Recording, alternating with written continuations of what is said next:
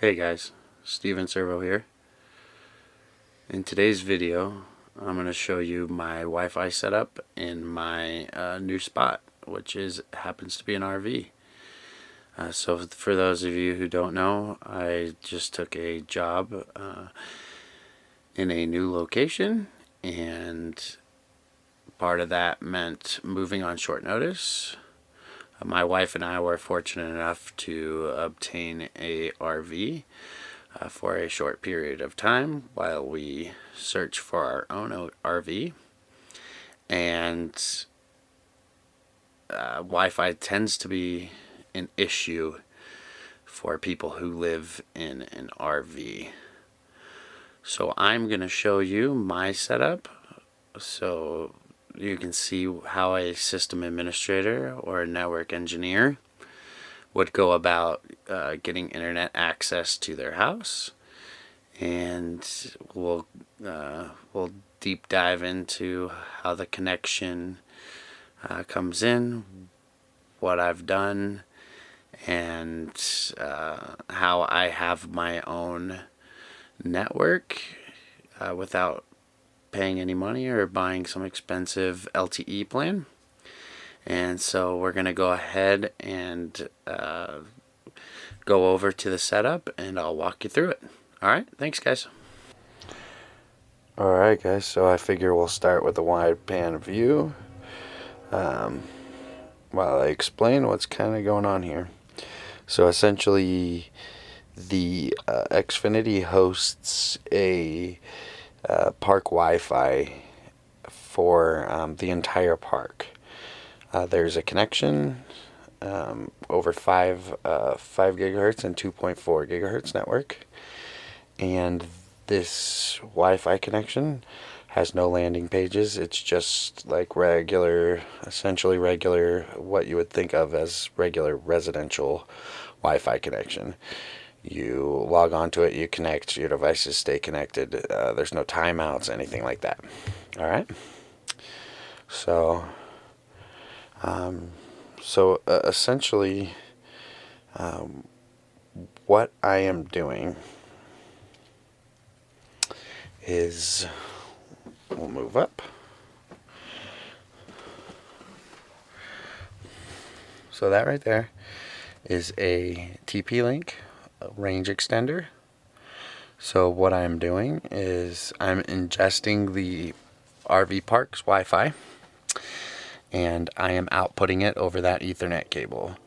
So I'm essentially repeating that signal through Ethernet, and that's going to come down here into my router. So on my router, I have obviously connected my wireless access point, and that's all managed through. This is a MikroTik router, and so that's all managed through MikroTik. Here I have a Raspberry Pi that's running a few different services, but most importantly, what I wanted to be able to still do is connect my network attached storage, because I have someone who dumps information onto this. And so I'm using this Raspberry Pi to essentially create a VPN connection with the other person, which is my church pastor. And so Raspberry Pi and dual bay 1 terabyte hard drives back there. I don't know if you can see it very well, but back there I have a battery backup just in case everything goes down.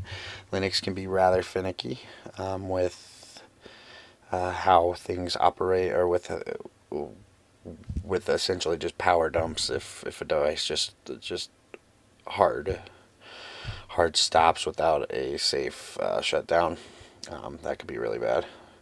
And I'm sorry it keeps auto-focusing.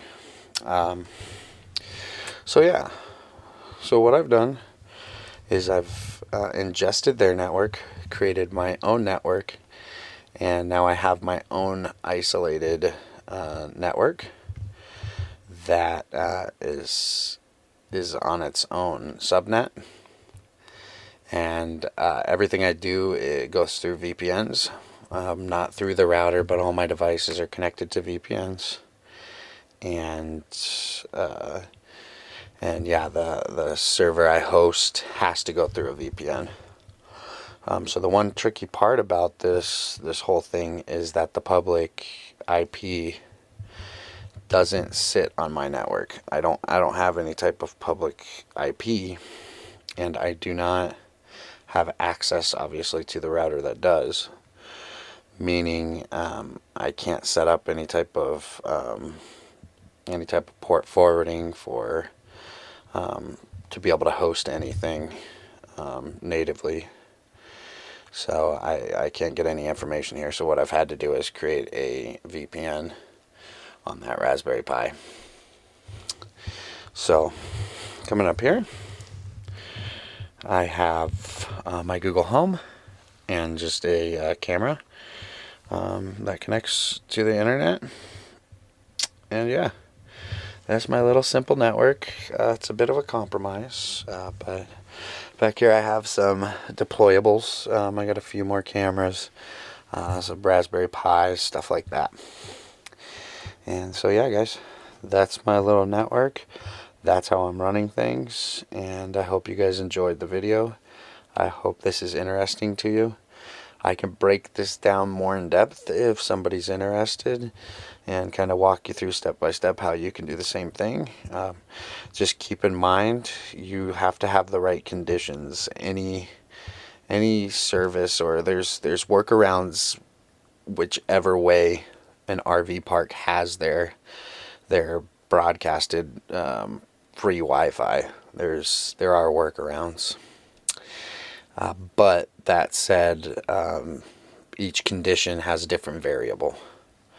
So if you have a RV park Wi-Fi that doesn't have any type of landing pages or any type of timeouts, you can just do it this way, just ingesting the network and delivering it into your own network.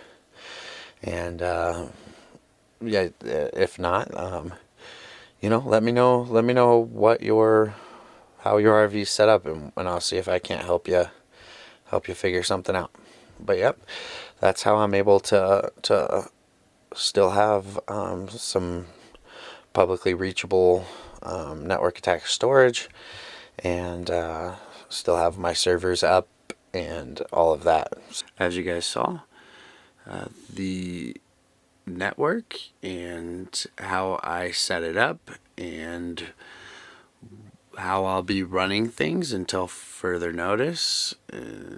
It's just a nature of the reality of crappy internet plans or crappy internet options when you live in an RV. So you make the best with what you got, and I hope you guys enjoyed the video.